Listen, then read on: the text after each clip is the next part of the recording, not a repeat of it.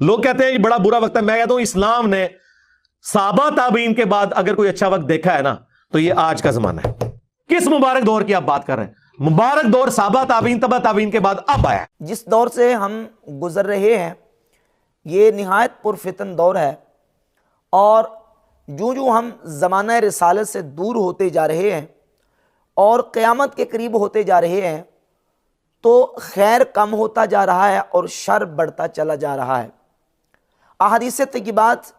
میں نبی کریم صلی اللہ علیہ وآلہ وسلم نے جو قیامت کی علامات اور نشانیاں بیان فرمائی ہیں ان میں سے کئی ایک علامات صغرا ایسی ہیں جو پوری ہو چکی ہیں، اور ہمارے دور میں ان کا وقوع اور ظہور نظر آتا ہے کہ جو علامات قیامت کی رسول اللہ صلی اللہ علیہ وآلہ وسلم نے بیان فرمائی ہیں ان میں سے علامات صغرا کئی ایسی ہیں جو پوری ہو چکی ہیں۔ اور جیسے جیسے ہم نبی کریم علیہ السلام کے مبارک زمانے سے دور ہوتے جا رہے ہیں تو خیر کم ہوتا جا رہا ہے اور شر بڑھتا چلا جا رہا ہے۔ اب یہ مسئلہ بالکل احادیث سے واضح ہے، قرآن و حدیث سے یہ مسئلہ بالکل طے شدہ اور واضح ہے، لیکن مرزا جیلمی نے ایک ایسی سٹیٹمنٹ جاری کی ہے جس کا قرآن و سنت کے ساتھ دور دور کا کوئی تعلق نہیں ہے۔ کہتا جی کہ صحابہ تابعین اور تبع تابعین کے بعد ہمارا یہ دور جو 15ویں صدی ہے یہ سب سے بہترین دور ہے۔ 15ویں صدی مرزا جیلمی اس کو سب سے بہترین دور اور خیر والا زمانہ قرار دے رہا ہے۔ سوال یہ پیدا ہوتا ہے کہ اس دور کے خیر ہونے پر اور اس دور کے صحابہ تابعین اور تبع تابعین کے بعد سب سے بہترین دور ہونے پر تمہارے پاس کوئی قرآن اور سنت سے کوئی ریفرنس موجود ہے؟ اپنے آپ کو علمی کتابی کہتے ہو، کوئی حوالہ پیش کرو۔ قرآن میں اللہ نے فرمایا ہو یا نبی کریم علیہ السلام نے کسی حدیث میں فرمایا ہو کہ جو 15ویں صدی ہوگی، 15ویں صدی کا زمانہ اور دور یہ صحابہ تابعین اور تبع تابعین کے بعد سب سے بہترین دور ہوگا، یا یہ بڑا مبارک اور بہتر زمانہ ہوگا؟ نہ قرآن میں اس کی صراحت موجود ہے نہ حدیث میں اس کی صراحت موجود ہے، بلکہ حدیث میں اس کے بالکل برعکس جو ہمارے پاس صحیح روایات آئی ہیں جو ہے نا وہ نبی کریم علیہ السلام کے فرمودات اور صحابہ کرام رضی اللہ تعالی عنہم کے آثار موجود ہیں، جن سے یہ بات بالکل واضح ہو کے پتہ چلتی ہے کہ جیسے جیسے زمانہ اور دور جو ہے وہ قیامت کے قریب چلتا جائے گا تو خیر کم ہوتا جائے گا اور شر بڑھتا چلا جائے گا۔ نبی پاک صلی اللہ علیہ وآلہ وسلم نے جو علامات قیامت بیان فرمائی ہیں ان میں سے ایک علامت یہ ہے، صحیح بخاری کی 7068 نمبر حدیث ہے، لا یأتی علیکم زمان الا الذی بعدہ شر منہ، کہ تم پر جو بھی زمانہ آئے گا ہر آنے والا زمانہ اس میں شر زیادہ ہوگا حتیٰ کہ تم اپنے رب سے ملاقات کرو۔ سمعتہ من نبیکم صلی اللہ علیہ وآلہ وسلم، سیدنا انس ابن مالک رضی اللہ تعالیٰ عنہ فرماتے ہیں میں نے یہ رسول اللہ صلی اللہ علیہ وسلم تمہارے نبی کریم علیہ السلام سے بات سنی ہے کہ حضور نے فرمایا کہ ہر آنے والا جو زمانہ ہے، ہر آنے والا دور، اس میں شر زیادہ ہوگا۔ اور جامع ترمذی کے اندر 2206 نمبر حدیث ہے، ما من عام الا الذی بعدہ شر منہ، کوئی سال ایسا نہیں، یعنی ہر آنے والا سال اس میں شر زیادہ ہوگا، جو بھی سال آئے گا ہر آئندہ سال میں شر زیادہ ہوتا چلا جائے گا حتیٰ کہ تم اپنے رب سے ملاقات کرو۔ سمعت ھذا من نبیکم صلی اللہ علیہ وآلہ وسلم، سیدنا انس بن مالک رضی اللہ تعالیٰ عنہ فرماتے ہیں میں نے یہ تمہارے نبی صلی اللہ علیہ وآلہ وسلم سے سنا ہے، یعنی یہ حدیث نبی پاک علیہ السلام نے بیان فرمائی۔ اور امام ترمذی اس حدیث کو کہتے ہیں ھذا حدیث حسن صحیح، یہ حدیث سند کے اعتبار سے صحیح بخاری اور سنن ترمذی، جامع ترمذی کی اس حدیث سے یہ بات بالکل واضح ہوئی کہ خیر کم ہوگا اور شر بڑھے گا۔ جیسے جیسے ہم قیامت کے قریب چلتے جائیں گے تو خیر کم ہوتا جائے گا اور شر بڑھتا چلا جائے گا، اور ہم چونکہ زمانہ رسالت سے دور جا چکے ہیں اور اس طرح ہم قیامت کے قریب جاتے جا رہے ہیں تو اس اعتبار سے ہمارے اس دور میں پہلے کی بنسبت شر زیادہ ہے اور خیر کم ہے۔ اب مرزا جیلمی جو ہے وہ اس کے بالکل برعکس سٹیٹمنٹ دے رہا ہے کہ کہتا صحابہ تابعین کے بعد اور تبع تابعین کے بعد اب جو زمانہ اور اب یہ جو دور ہے، میرا دور یعنی مرزا جیلمی کا دور، یہ سب سے بہترین دور ہے اور یہ مبارک زمانہ ہے۔ دلیل کیا دی ہے؟ نہ قرآن سے نہ حدیث سے، جو دلیل دی ہے اس کے حوالے سے میں انشاءاللہ گزارشات پیش کرتا ہوں۔ پہلے اس سلسلہ میں ایک اور اثر سیدنا عبداللہ ابن مسعود رضی اللہ تعالیٰ عنہ کا آپ کے سامنے رکھتا ہوں۔ المعجم الکبیر طبرانی میں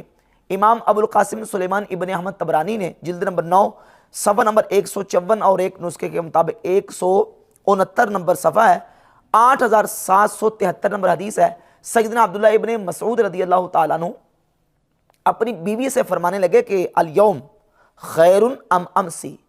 یہ بتاؤ کہ آج کا دن بہتر ہے یا جو کل گزر چکا ہے وہ بہتر ہے؟ تو انہوں نے کہا فقالت لا ادری،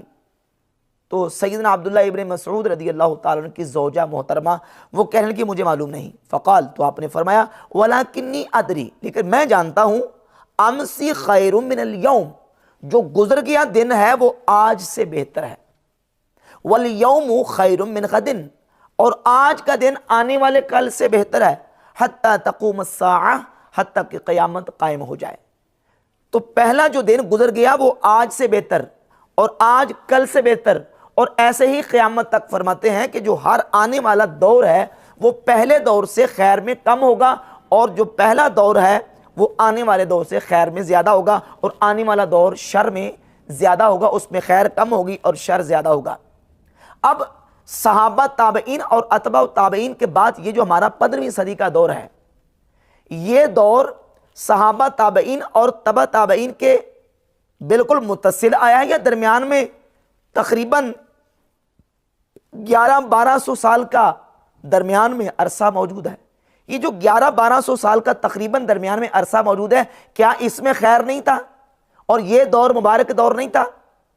احادیث تو یہ بتا رہی ہیں کہ وہ دور آج کے دور سے بہتر تھا، وہ دور آج کے دور سے مبارک تھا، وہ ہمارے اسلاف کا دور، ہمارے صوفیاء کا، محدثین کا، ائمہ کا، علماء کا، فقہاء کا، ہمارے اکابرین کا دور، جو ہمارے بڑے گزر گئے ہیں ان کا دور ہمارے دور سے بہتر تھا۔ صحابہ تابعین کے مقابلے میں ان کا دور خیر میں کم تھا، لیکن ہمارے مقابلے میں ان کا دور ہم سے بہتر، اور جو آنے والے ہمارے بعد آئیں گے ان کا دور خیر میں ہم سے کم ہوگا اور شر میں زیادہ ہوگا۔ یہ ہمیں احادیث بتا رہی ہیں۔ اور مرزا جو ہے وہ صحابہ تابعین اور تبع تابعین کے بعد ڈائریکٹ مبارک دور اور سب سے بہتر دور اس 15ویں صدی کو قرار دے رہا ہے، جس میں مرزا جیلمی نے اکیڈمی کھول کے لوگوں کے عقائد کو اور ان کے نظریات کو خراب کرنے کا ٹھیکہ لیا ہوا ہے، صرف اپنی جو ہے وہ جو نظریاتی جو فسادات اور خرابیاں ہیں ان کو پروموٹ کرنے کے لیے، اور اپنے فاسد عقائد و نظریات کو جو ہے وہ لوگوں کے سامنے رکھنے کے لیے یہ لوگوں کو آنکھوں میں دھول جھونک رہا ہے کہ میرا یہ جو دور ہے، ہمارا جو دور ہے نا، یہ بہترین دور ہے اور یہ مبارک دور ہے،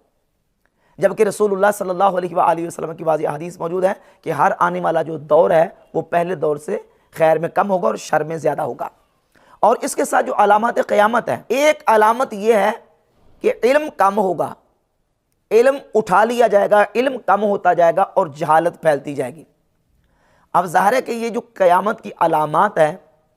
یہ پوری ہونی ہے، اور علامات صغرا سے لے کر پھر علامات کبریٰ پوری ہوں گی۔ اور صحیح بخاری میں 5231 نمبر حدیث ہے، من اشراط الساعۃ ان یرفع العلم ویکثر الجہل، رسول اللہ صلی اللہ علیہ وآلہ وسلم نے فرمایا کہ قیامت کی علامات میں سے ایک علامت یہ ہے کہ علم کم ہو جائے گا اور جہالت پھیل جائے گی۔ جیسے جیسے ہم قیامت کے قریب ہوتے جائیں گے علم کم ہوتا جائے گا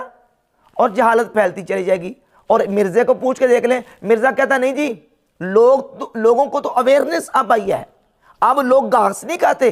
اب لوگ بخاری مسلم پڑھتے ہیں، اب لوگوں کو صحیح پتہ چلا ہے، اب لوگ قرآن حدیث اور بخاری مسلم پڑھ رہے ہیں، علم تو اب لوگوں کو آیا ہے۔ ان بابوں نے، بزرگوں نے تو لوگوں کو علم سے دور رکھا ہے، جبکہ قیامت کی علامات میں سے علامت یہ ہے کہ علم ایسا ایسا کم ہوتا جائے گا۔ اور وہ ایسا ایسا علم کم کیسے ہوگا، اس کے علم کے کم ہونے کی کیفیت کس طرح ہوگی؟ صحیح بخاری کے اندر 100 نمبر حدیث ہے کہ رسول اللہ صلی اللہ علیہ وآلہ وسلم نے فرمایا ان اللہ لا یقبض العلم انتزاعا، اللہ رب العزت اچانک علم کو اچک نہیں لے گا کہ علم کو اچانک اللہ تبارک و تعالیٰ اچک لے، بلکہ اللہ رب العزت علم کو اٹھائے گا، ولکن یقبض العلم بقبض العلماء، اللہ تبارک و تعالیٰ علماء کو قبض کرنے کے ساتھ علم کو قبض کر لے گا، علم کو اٹھا لے گا۔ کتابیں نہیں اٹھیں گی، کتابیں ایسے ہی باقی رہیں گی، صحیح بخاری صحیح مسلم ایسے ہی رہے گی، کتب احادیث کتب تفاسیر کتب فقہ ایسے ہی لکھی رہیں گی۔ تو پھر علم کیسے اٹھے گا؟ علم ایسے اٹھے گا کہ اللہ تبارک و تعالیٰ علماء کو اٹھا لے گا، جو علم کو ایکسپلین کرنے والے، علم کو سمجھانے والے، احادیث کو صحیح اس کی وضاحت کرنے والے اور قرآن و سنت کا صحیح فہم امت تک پہنچانے والے کتابوں کو پڑھ کے وہ نہیں رہیں گے۔ تو پھر کیا ہوگا؟ تو نبی پاک صلی اللہ علیہ وآلہ وسلم نے فرمایا جب کوئی عالم باقی نہیں رہے گا اتخذ الناس رؤوسا جہالا، تو پھر لوگ جاہلوں کو اپنا پیشوا بنا لیں گے، فسئلوا فافتوا بغیر علم، ان سے پوچھا جائے گا اور وہ بغیر علم کے فتویٰ دیں گے، خود بھی گمراہ ہوں گے اور دوسروں کو بھی گمراہ کریں گے۔ یہ قیامت کی علامات میں سے رسول اللہ صلی اللہ علیہ وآلہ وسلم نے علامت بیان کی ہے کہ علم کم ہو جائے گا، علم اٹھ جائے گا، علماء اٹھ جائیں گے، بخاری مسلم اٹھ جائے گی، یہ علامت قیامت نہیں ہے۔ کتابیں محو ہو جائیں گی، یہ قیامت کی علامات نہیں ہے۔ مدرسے ختم ہو جائیں گے بانے، یہ قیامت کی علامت میں سے نہیں ہے۔ علامات قیامت میں سے یہ ہے کہ علم کو سمجھانے والے، علم کو ایکسپلین کرنے والے اور علم کی صحیح فہم امت تک منتقل کرنے والے وہ اٹھ جائیں گے، علماء اٹھ جائیں گے۔ یہ علم کے اٹھنے کی کیفیت ہوگی۔ اب سمجھیے کہ ان تمام روایات سے یہ بات بالکل واضح ہو گئی کہ علامات قیامت میں سے یہ علامت ہے کہ علم اٹھ جائے گا، جہالت جو ہے وہ ظاہر ہوگی، جہالت پھیل جائے گی اور شر جو ہے وہ زیادہ سے زیادہ ہوتا چلا جائے گا۔ یہ ان احادیث کا خلاصہ اور مضمون ہے، لیکن اس کا یہ مطلب نہیں، اس کا کوئی یہ الٹا مطلب نہیں لے لے کہ صحابہ تابعین اور تبع تابعین کے بعد یا جو خیر القرون کا زمانہ ہے، خیر القرون کے زمانے کے بعد سارے کا سارا شر ہے، نہیں، بلکہ بعض اوقات کوئی کلمہ شر کا لفظ جہاں استعمال ہو وہاں شر سے مراد یہی نہیں ہوتا کہ وہاں گناہ اور برائی کے معنی میں لیا جائے، بلکہ شر بعض مقامات پہ خیر کی کمی کے معنی پر دلالت کرتا ہے، یعنی اس میں خیر پہلے کی بنسبت کم ہوتی ہے۔ جیسے صحیح مسلم کے اندر 985 نمبر حدیث ہے، نبی پاک صلی اللہ علیہ وآلہ وسلم نے فرمایا خیر الصفوف رجال اولها وشرها آخرها، مردوں کی سب سے بہترین صف پہلی صف ہے، وشرها آخرها، اور مردوں کی سب سے، اب میں شر کا ترجمہ یہاں شرعی کرتا ہوں پھر بعد میں سمجھا دیتا ہوں کہ مردوں کی سب سے شر والی صف آخری صف ہے۔ اس حدیث کے ظاہر سے یہ سمجھ آ رہا ہے کہ پہلی صف میں خیر ہے اور آخری صف میں شر ہے، جبکہ جب بندہ نماز کے لیے کھڑا ہوتا ہے پہلی صف میں کھڑا ہو یا آخری صف میں کھڑا ہو اسے ملتی خیر ہی ہے، لیکن یہاں شرها آخرها کہا گیا ہے، تو یہاں شر جو ہے اس معنی میں استعمال ہوا کہ اس میں آخری صف میں پہلی صف کی بنسبت خیر کم ہے، سب سے زیادہ خیر پہلی صف میں ہے اور سب سے کم خیر وہ آخری صف میں ہے۔ نہ یہ کہ جو آخری صف میں کھڑا ہوتا ہے اس کو شر حاصل ہوتا ہے اور وہ بندہ شریر ہے اور اس کو گناہ ملتا ہے، گناہ کسی کو نہیں، سب کو ثواب ہی ملتا ہے، لیکن پہلی صف میں کھڑے ہونے والے کو سب سے زیادہ ثواب ملتا ہے، سب سے زیادہ خیر کو وہ پا لیتا ہے، اور سب سے آخری صف میں کھڑا ہونے والا وہ پہلے کی بنسبت خیر میں بہت زیادہ کم ہوتا ہے۔ تو نبی کریم صلی اللہ علیہ وآلہ وسلم نے جو خیر القرون کا ذکر کیا ہے، خیر القرون کا زمانہ یہ سب سے بہترین زمانہ ہے اس امت کا، اور باقی خیر القرون کے بعد والی جو امت ہے وہ ساری شریر یا شر میں مبتلا نہیں ہے، بلکہ وہ امت بھی خیر پر ہے، لیکن پہلے جو قرون ثلاثہ ہیں ان کی بنسبت امت کے بعد والے لوگ وہ خیر میں ان سے کم ہیں۔ جامع ترمذی کے اندر 2869 نمبر حدیث ہے، رسول اللہ صلی اللہ علیہ وآلہ وسلم نے فرمایا مثل امتی مثل المطر لا یدری اولہ خیر ام آخرہ، میری امت کی مثال بارش کی طرح ہے، معلوم نہیں کہ اس کا اول بہتر ہے کہ اس کا آخر بہتر ہے۔ اب اس حدیث کی جو وضاحت اور شرح ہے محدثین نے یہ کیا ہے کہ مطلب یہ ہے کہ نبی پاک صلی اللہ علیہ وسلم بتانا چاہتے ہیں کہ یہ امت ساری کی ساری خیر ہے، اس کا اول بھی خیر ہے، اس کا آخر بھی خیر ہے، اور دیگر احادیث کو ملا کے ہم یہی سمجھیں گے کہ امت ساری خیر والی، کنتم خیر امت، قرآن نے اس امت کو ٹائٹل اس کا ذکر کیا، اس کا جو ہے وہ سٹیٹس ذکر کیا، کنتم خیر امت، ساری امت خیر والی،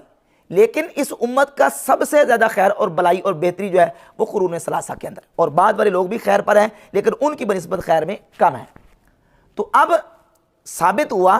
کہ مرزا جلیمی کا یہ دعویٰ کرنا کہ یہ 15ویں صدی جو ہے یہ صحابہ تابعین اور تبع تابعین کے بعد یہ مبارک دور ہے ہمارا جو آیا ہے اور سب سے بہتر دور ہے، یہ مرزا کا دعویٰ بلا دلیل ہے، اس کے اوپر مرزا کے پاس کوئی قرآن و سنت سے دلیل موجود نہیں۔ آج آ کے جو دلیل پیش کی ہے وہ یہ کہ دیکھیں آپ قیام پاکستان کے وقت لوگوں کی تصاویر اٹھا کر دیکھ لیں،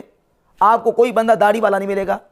عورتیں پردہ نہیں کرتی تھی اس وقت، اور آج آپ یونیورسٹیوں میں جا کے دیکھ لیں لڑکیاں پردہ کرتی ہیں، آپ کو چھوٹی عمر کے نوجوان داڑیاں رکھ کے نمازیں پڑھتے نظر آتے ہیں۔ اب دیکھیے جب ہم کمپیریزن کرتے ہیں، تقابل کرتے ہیں،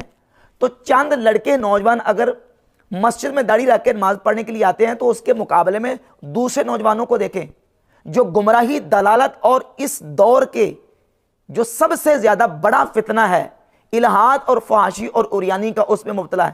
کتنے کالجز، کتنی یونیورسٹیز ایسی ہیں جہاں کے نوجوان نعوذ باللہ تعالیٰ دہریت اور ایتھیس کو قبول کر رہے ہیں،